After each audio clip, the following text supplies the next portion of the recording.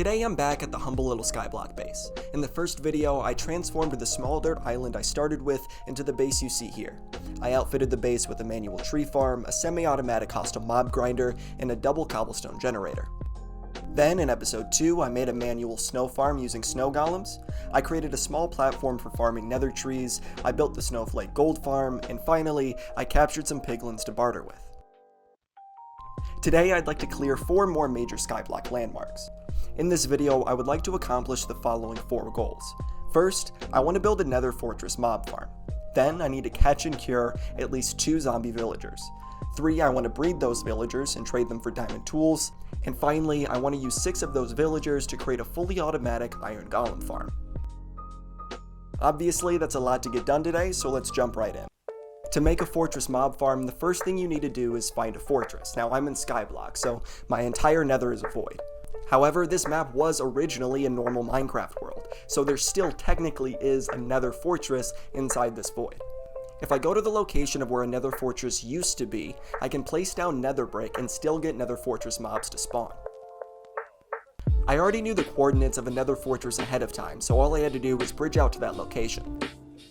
I was able to get nether brick by exchanging my gold with piglins. And for the rest of the farm, I decided to just use cobblestone. I plan on making a much more efficient version of this farm in the near future, so I don't want to waste too many resources on this temporary one. After all I'm after right now is 2 blaze rods.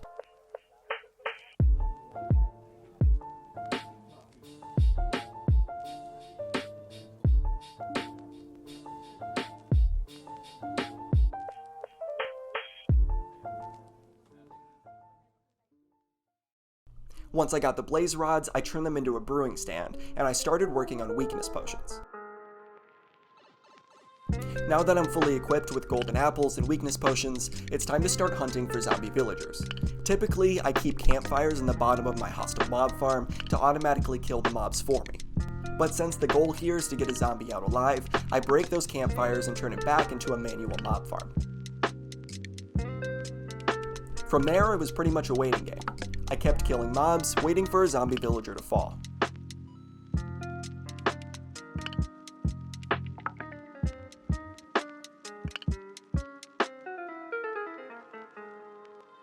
After a while, a zombie villager finally spawned. It fell off the platform, was pushed to the middle, and went down to the bottom.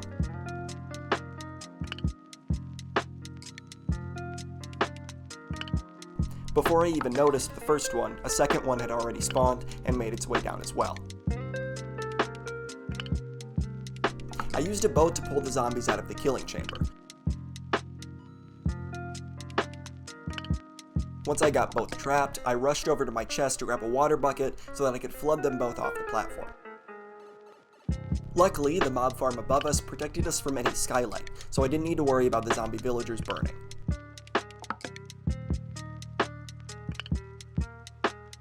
At first glance, getting both zombie villagers in the same boat seems lucky, but it actually causes a problem.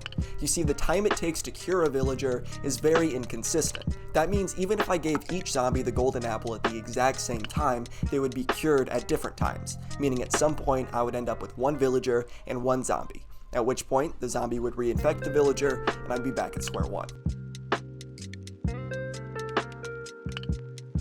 Time to administer the cure. I splashed each zombie with a weakness potion and then gave them a golden apple.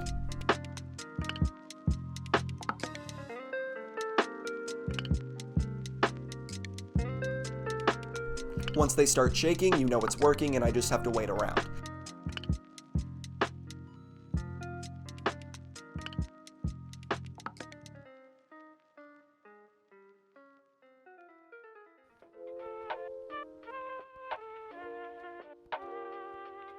Once they were both cured and no longer at risk of despawning, I started working on their new home.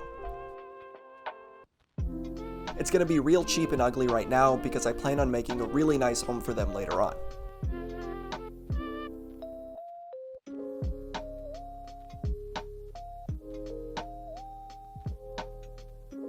I made the platform pretty big because I'd like to increase the population to at least 20 villagers. The villagers will make 1 baby for every empty bed in the village, so I placed a bunch of them along the right wall.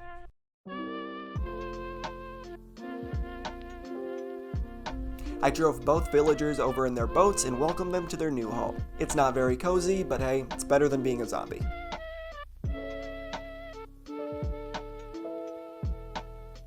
Villagers also need food in order to breed, so I went over to my little grass patch and started bone mealing carrots. I kept on bone mealing until I reached around 7 stacks.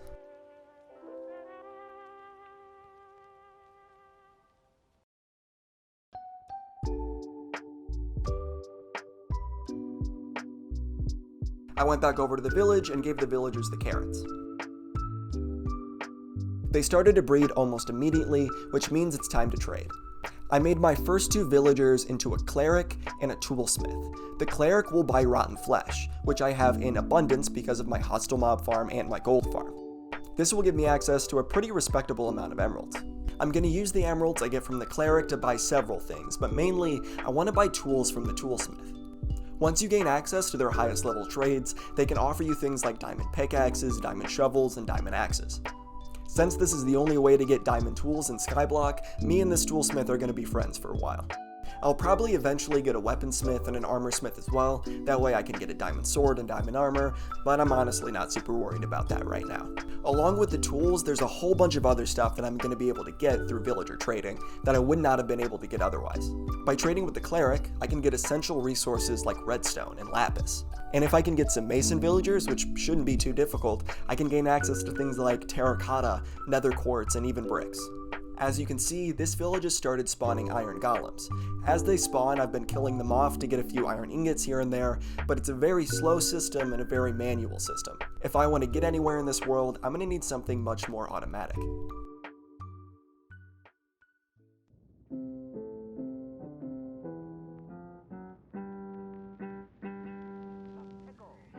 I've built a few different iron farms in the past, usually using some sort of tutorial to guide me through it. For whatever reason, this time I just decided to build it on my own. Because of that, this farm is not going to be the most efficient, and it's not going to be the most resource friendly, but I'm content with that. I made the killing chamber first, using the iron I've been collecting manually to make the hoppers at the bottom. I set up a platform where I could place water in each of the 4 corners, and it would all flood down towards the center.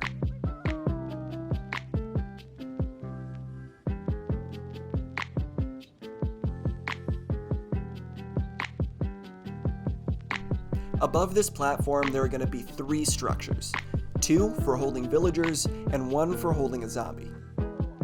The idea is to make sure that the villagers are constantly afraid. I'll do this by making sure a zombie is always present. The villagers are going to try to spawn an iron golem to protect them. Of course, this iron golem won't be able to reach the zombie and will instead be turned into iron ingots. Once the villagers realize there's no iron golem to protect them, they'll spawn a new one. Now all the structures are in place, we just need to get the mobs in order. I built a sketchy little staircase and then went over to get the villagers. I grabbed the honorary villager and boated them over to the farm. I tried using a composter to lure them up the stairs. Unfortunately, due to circumstances that I take absolutely no blame for, the villager died.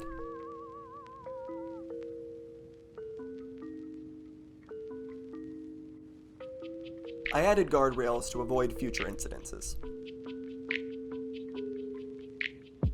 I grabbed a second villager and was able to get it into the cell successfully. That's the proof of concept, now I just have to repeat it.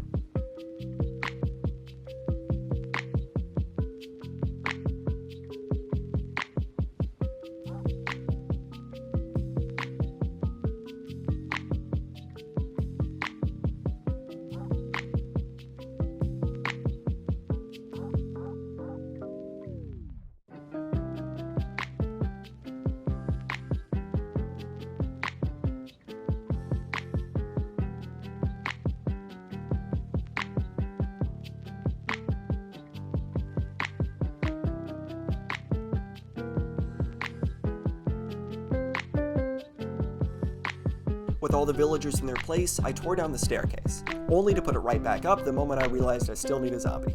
To get the zombie I needed, I pulled it from the mob farm, but before I could do that, I had to make sure the zombie fulfilled 2 conditions. First, the zombie needed to be able to pick up items. When a mob picks up an item, it becomes what's called persistent and will never despawn no matter what. The second condition was that the zombie needed to be wearing a helmet. That way I could safely walk it through the base during the daytime. This zombie fit the bill perfectly, so I walked him over to the iron farm.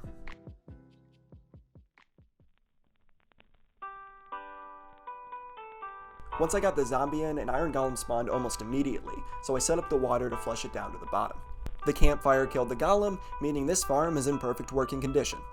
I did end up tweaking the design of the villager cells in a way that made the farm way more efficient. I just wanted to point that out here just in case any of you wanted to replicate this farm. The main thing I changed was switching out the fence gates for trapdoors. Now that the iron farm is complete, it seems like a good time to mention that I was visited by the Wandering Trader 2 separate times during the filming of this episode. Both times I got incredibly lucky with the trades that he offered. The first Wandering Trader offered me kelp, which is not great, but it's still pretty cool because it's the only way you can get it in Skyblock. The second Wandering Trader brought me the best possible item that he could, a spruce sapling. You see, in Skyblock, I'm limited to 4 wood types, oak and birch, and then the 2 nether trees. The only way to get other types of saplings is through the Wandering Trader. Spruce is my favorite wood type because it looks really good and it's very easy to farm. Now that I can buy efficiency axes from the toolsmith, gathering wood just got a whole lot easier. The farms I built in today's episode bring us into a new era of Skyblock. With diamond tools, I can now collect large quantities of blocks and in turn, make very large structures. Access to redstone dust from the clerics means I can craft redstone components and make much more complicated farms. From here on out, the things I build in this world will no longer be temporary. In the next episode of Skyblock, I plan on destroying the entire overworld base and replacing it with something much more extravagant. Let me know what you thought of this video. I'm going to start working on the new base.